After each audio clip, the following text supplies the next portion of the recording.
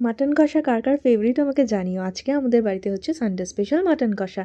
এখানে 1 কেজি মতো মাংস আছে, সেটাকে আগে প্রথমে ম্যারিনেট করে নিচ্ছি হলুদ গুঁড়ো, লঙ্কার গুঁড়ো, আদা রসুন কাঁচা লঙ্কা বাটা দিয়ে আর একটুখানি সর্ষের তেল দিয়ে মাখিয়ে 2 ঘন্টা মতো রেখে দেবো। এখানে আমার কাছে সময় কম ছিল, কারণ সকালে এসে দুপুরে রান্না করা, তো ওই জন্য 2 ঘন্টা ম্যারিনেট করে রেখে দিয়েছিলাম। তোমরা চাইলে সারা রাতও ম্যারিনেট করে রান্না করতে পারো। আমার এখানে ম্যারিনেশন হয়ে গেছে। প্রথমে প্রেশার কুকারে দিয়ে দিচ্ছি ঘি, সর্ষের তেল, গোটা গরম মশলা, তেজপাতা আর শুকনো লঙ্কা ফোড়ন দিয়ে দিচ্ছি।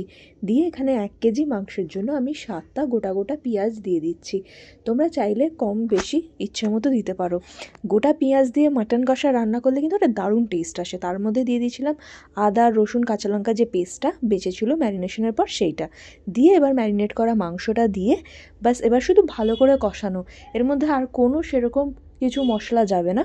এটা কিন্তু যত কষানো হবে ভালো করে, তত ভালো এর টেস্টটা হবে।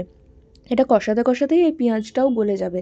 তো এটা অনেকক্ষণ ধরে ভালো করে প্রায় 45 মিনিট ধরে কষানোর পর দেখুন আমার কষানোটা ভালো করে হয়ে গেছে। তারপরে দিয়ে দিচ্ছি এর মধ্যে নুন দিয়ে এবার এটাকে একটু, যেহেতু টমেটো ছিল না তাই আমি টমেটো সস দিয়েছি, আপনারা টমেটো থাকলে টমেটো দিয়ে কষাবেন।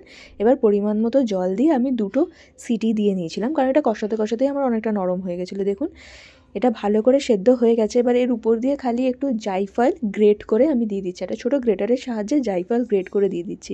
এই জায়ফলটা কিন্তু এই মাটন কষার টেস্টটা অনেক বাড়িয়ে দেয়।